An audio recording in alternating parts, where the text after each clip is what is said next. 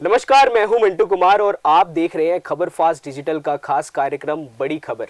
बड़ी खबर में आज हम बात करेंगे दिल्ली सरकार के नए मंत्रिमंडल के बारे में और जो नया मंत्रिमंडल बनाया गया है उनके सामने किस प्रकार की जो है चुनौतियां देखने को मिलने वाली है उसके बारे में बात करेंगे। इसको लेकर हमारे साथ हमारे सहयोगी मौजूद है सचिन सर।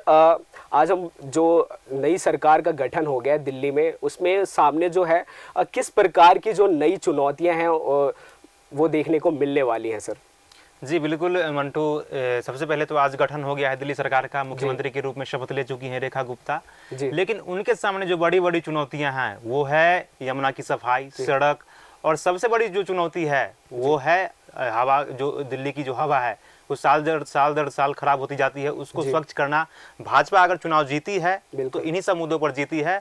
और आज गठन होने के साथ ही आज ये खबर आ रही है कि दिल्ली के जो मंत्री हैं वो सभी जा सकते हैं यमुना घाट पर, वहाँ आंतरिक आरती करेंगे और यमुना घाट का निरीक्षण करेंगे। हालांकि यमुना की सफाई की काम शुरू हो गया है इनके उपराज्यपाल के आदेश पे। लेकिन जो गठन हो गया अभी, जो आज जो गठन हुई है सरकार की, उसमें रेखा गुप्ता को जो कैबिनेट का गठन हुआ है समन्वय बिठाकर चलना होगा, क्योंकि परवेश वर्मा नंबर 2 की हैसियत रखते हैं कैबिनेट में, और उनके साथ तालमेल मिलाकर चलना और 5 साल तक सरकार को चलाना, ये चुनौती है रेखा गुप्ता के सामने।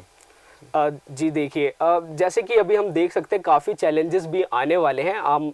और जैसे कि अभी सरकार गठन के जस्ट बाद ही जो आम आदमी पार्टी की पूर्व मुख्यमंत्री रह चुकी हैं आतिशी मारलेना, उन्होंने अभी जब थोड़ी देर पहले ही प्रेस कॉन्फ्रेंस की और उन्होंने सबसे बड़ा मुद्दा ये उठाया कि जो विधानसभा चुनाव के दौरान 2500 रुपये वाला जो चुनावी वादा किया गया है बीजेपी की तरफ से, उसको लेकर उन्होंने सबसे बड़ा सवाल उठाया है कि वो जो पैसे हैं वो महिलाओं तक कब तक मिलने वाले हैं और किस तरीके से मिलने वाले हैं, और इसको लेकर उन्होंने सवाल उठाए।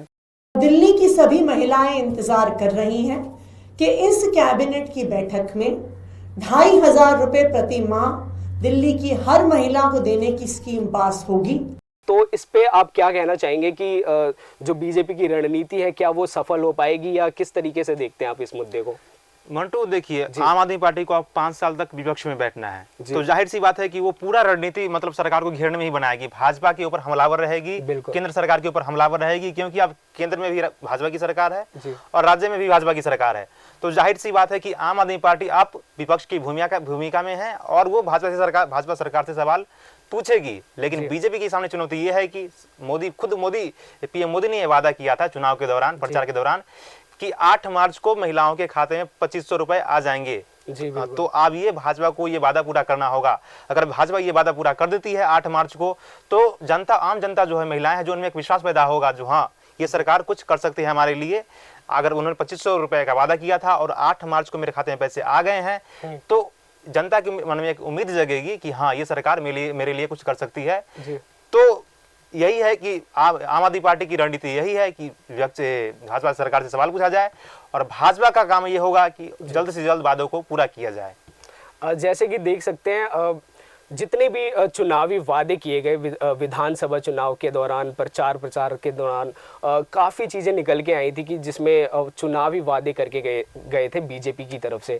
लेकिन अब देखने वाली बात तो होगी ही कि जो नई सरकार का गठन जब हो गया है तो किस प्रकार से चैलेंजेस आने ही वाले हैं, वो तो देखने वाली बात होगी। लेकिन यहाँ पे एक सवाल ये उठता है कि नई सरकार का गठन तो हो चुका है, लेकिन अभी मंत्रिमंडल का विस्तार जो नया मंत्रिमंडल बनाया गया है उसमें अभी जो विभाग बांटे नहीं गए हैं। तो आपको क्या लगता है सचिन, जो कई सारे जो विभाग है, स्वास्थ्य मंत्रालय हो गया या फिर अलग अलग जैसे डिपार्टमेंट हो गए, तो किस तरीके से देखने को मिल सकता है कि कौन सा डिपार्टमेंट, जो काफ़ी बड़े बड़े नाम भी निकल के आए हैं और काफ़ी लोगों ने जो नया मंत्रिमंडल बनाया गया उसमें काफ़ी नेताओं को प्रमुखता दी गई है, उन्होंने शपथ लिया है। तो आप किस तरीके से देखते हैं कि जो कैबिनेट है उसमें किस नेता को कौन सा मंत्रालय मिल सकता है? मंटू देखिए, आज जो शपथ ली गई है उसमें 6 कैबिनेट मंत्री हैं और रेखा गुप्ता अलग, मतलब कुल मिलाकर 7 लोग हैं दिल्ली सरकार में।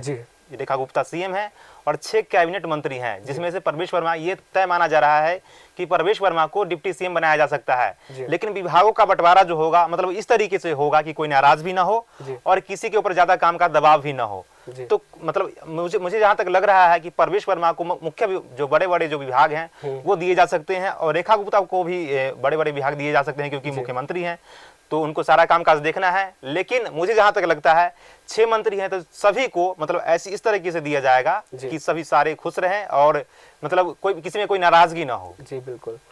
जिस तरीके से देख सकते हैं कि सचिन ने हमें बताया कि काफ़ी अहम मुद्दा होता है कि कैबिनेट का, और वहाँ पे कई जितने भी नेताएं हैं उनको अलग अलग जो मुख्य डिपार्टमेंट्स हैं वो देखने को मिल सकते हैं जो बांटे जा सकते हैं। लेकिन सबसे बड़ा सवाल यहाँ पे सचिन ये भी उठता है कि जो विधानसभा चुनाव हुए हैं उसके बाद के काफ़ी चीज़ें भी देखने को मिली हमें, लेकिन अब जो विपक्ष का मुद्दा जो उठता है वो किस तरीके से विपक्ष जो है मुद्दा अपना उठा सकता है विधानसभा सत्र के दौरान, आने वाले विधानसभा जो भी सत्र होने वाला है उसके अंदर किस तरीके से वो अपने मुद्दे उठा सकते हैं, क्योंकि वो पिछले 10 सालों से उन्होंने दिल्ली की सत्ता पे राज भी कर चुके हैं। तो इस सवाल को आप किस तरीके से देखते हैं? देखिए मोन्टू, आम आदमी पार्टी जो है वो अब राजनीति सीख गई है। 2013 के और 2025 के आम आदमी पार्टी में बहुत फर्क है। उन्होंने बहुत अच्छे से राजनीति करना सीख लिया है। खुद अरविंद केजरीवाल अपने चुनाव प्रचार के दौरान देखा होगा कि वो रोज प्रेस कॉन्फ्रेंस करने आते थे और भाजपा पर निशाना साधते थे। तो आम आदमी पार्टी अब राजनीति करना सीख गई है। अब जाहिर सी बात है कि अब भाजपा सरकार में है और आम आदमी पार्टी विपक्ष में है। तो जो काम आज से पहले भाजपा किया करती थी वही काम अब आम आदमी पार्टी करेगी और भाजपा सरकार को हर मोर्चे पर घेरने की कोशिश करेगी, चाहे वो विधानसभा सत्र हो या सड़क हो। हर मुद्दे पर भाजपा को घेरने की कोशिश करेगी क्योंकि 5 साल बाद फिर चुनाव आने वाले हैं। और सिर्फ आम आदमी पार्टी की नजर सिर्फ यही नहीं है, आम आदमी पार्टी की नजर दूसरे राज्यों में चुनाव जो होने हैं वहां पर भी नजर है। और दिल्ली में जो राजनीति होती है, आपने आज देखा होगा कि लाइमलाइट दी गई दिल्ली के शपथ ग्रहण समारोह को। इतना लाइमलाइट कोई दूसरे राज्य को नहीं मिलता है। लाइमलाइट इसलिए दी गई क्योंकि दिल्ली जो है केंद्र, राजनीति का केंद्र है और यहाँ से बहुत कुछ तय होता है। तो आम आदमी पार्टी पूरी तरह से हमलावर होने वाली है भाजपा में, इस पर कोई शक नहीं है। जी बिल्कुल। अभी आपने बोला कि अभी जो शपथ ग्रहण समारोह हुआ था उसके अंदर काफ़ी जो नेता हैं एनडीए गठबंधन में जो काफ़ी जो नेता हैं वो वहाँ पे पहुँचे थे। तो क्या बीजेपी ने जो दिल्ली में शक्ति प्रदर्शन करा है उससे क्या जो आने वाले विधानसभा चुनाव है जैसे कि बिहार का चुनाव हो गया, इन पे भी कोई असर देखने को मिल सकता है? जी बिल्कुल। आने वाले अगर राज्यों में चुनाव की बात करें तो 3 बड़े चुनाव सामने आ रहे हैं। एक है बिहार का, दूसरा पश्चिम बंगाल और तीसरा असम का। इनमें से 2 जगह भाजपा की सरकार है, एक जगह एनडीए की मतलब भाजपा और जदयू की सरकार है और असम में भाजपा की सरकार है। पश्चिम बंगाल में भाजपा अभी तक खाता नहीं खोल पाई है। हालांकि 73 विधायक है पश्चिम बंगाल में भाजपा की, लेकिन वहां तक अभी सरकार भाजपा नहीं बना पाई है। तो भाजपा जो है अभी फिलहाल भाजपा का ध्यान केंद्रित है यहाँ बिहार के चुनाव पे, क्योंकि बिहार में भाजपा सबसे बड़ी पार्टी है और जदयू के पास सीटें कम है, लेकिन फिर भी जदयू जो है बड़े भाई की भूमिका में है। और इस अगर दिल्ली की जो सीएम है रेखा गुप्ता वो ओबीसी समुदाय से आते हैं और बिहार में लगभग 63% समुदाय जो है ओबीसी समुदाय से आते हैं। तो भाजपा ने इन सब बातों को ध्यान में रखकर दिल्ली में जो सरकार का गठन किया है। और कैबिनेट मंत्री में अगर 2 मंत्री को आप देखें तो एक कपिल मिश्रा और एक और जो है पंकज जो हैं वो पंकज ठाकुर वो पूर्वांचली समाज से आते हैं, पूर्वांचली समुदाय से ताल्लुकात रखते हैं। तो भाजपा ने इन सब बातों को ध्यान में रखकर बिहार चुनाव को भी ध्यान में रखते हुए दिल्ली में जो है सरकार का गठन किया है। आपने जैसे कि अभी बात करी पंकज सिंह के बारे में, वो विकासपुरी विधानसभा से चुनकर गए हैं और पूर्वांचली वोटर्स पे उनकी काफी ज्यादा पकड़ भी है। तो जैसे कि आपने बिहार इलेक्शन के बारे में बात करी तो वो चीज भी काफी फैक्टर देखने को हमें मिल सकता है जो बिहार में भी विधानसभा चुनाव होने वाले हैं। लेकिन इन सब की चीजों के बीच में एक चीज और भी महत्वपूर्ण बन जाती है। तो जैसे कि अभी दिल्ली में सीएम का ऐलान तो कर दिया गया है, लेकिन परवेश वर्मा के नाम को लेकर काफ़ी चर्चाएं चल रही थी कि इनको जो है मुख्यमंत्री के रूप में हम देख सकते हैं। लेकिन जो अब नया जो सीएम बना दिया गया है, लेकिन तो क्या इनके बीच में कोई खटास देखने को मिल सकती है? ऐसी काफ़ी चर्चाएं भी चल रही हैं कि अगर रेखा गुप्ता को तो सीएम बना दिया गया है लेकिन जो परवेश वर्मा है उनको काफ़ी किनारा कर दिया गया है। तो क्या इनके बीच में कोई खटास देखने को मिल सकती है? देखिए मंटू, खटास है या नहीं ये तो आने वाला वक्त बताएगा, लेकिन राजनीति में कुछ भी संभव है और राजनीति में जो नेता है उनकी महत्वाकांक्षाएं बढ़ी रहती है। और जाहिर सी बात है प्रवेश वर्मा का कद कांटी जो है कहीं ना कहीं रेखा गुप्ता से ऊपर है, क्योंकि वो 2 बार सांसद रह चुके हैं और रेखा गुप्ता जो है पार्षद रह चुकी हैं वो। तो कहीं ना कहीं अगर देखा जाए तो प्रवेश वर्मा का डिमोशन ही हुआ है। तो मतलब ये तो हम नहीं कर सकते हैं कि नाराजगी है, लेकिन ये तो मतलब आने वाला वक्त बताएगा नाराज है या नहीं है। लेकिन उनकी जो हैसियत है नंबर 2 की है सरकार में फिलहाल। और उन्होंने चुनाव से पहले ही 2 महीने पहले उन्होंने दावा ठोक दिया था कि मैं अरविंद केजरीवाल के खिलाफ चुनाव लड़ूंगा, और चुनाव उन्होंने जीता।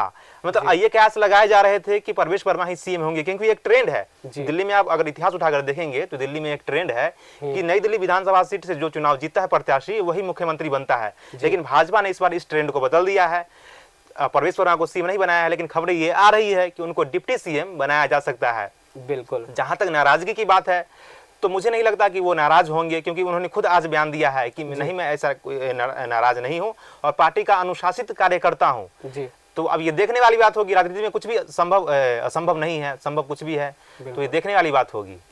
बिल्कुल। जैसे कि आप देख सकते हैं कि यहाँ पे जो विधानसभा चुनाव हुए हैं उसमें काफ़ी सारी चीज़ें निकल के आई थी, जैसे कि चुनावी वादे हो गए, 2500 का वादा हो गया हो, यमुना की सफाई हो, ये सारे मुद्दे काफ़ी अहम रहे देखने को मिले थे। लेकिन अब कैबिनेट का जो गठन भी हो चुका है, नया मुख्यमंत्री भी देखने को मिल चुका है, तो ऐसे में अब ये देखने वाली बात होगी कि आने वाले समय में दिल्ली के अंदर किस तरीके से विकास देखने को मिलता है। जो नए मुख्यमंत्री चुने गए हैं वो किस तरीके से अपने कामों को करते हैं। अभी के लिए फिलहाल हमें इजाज़त दीजिए।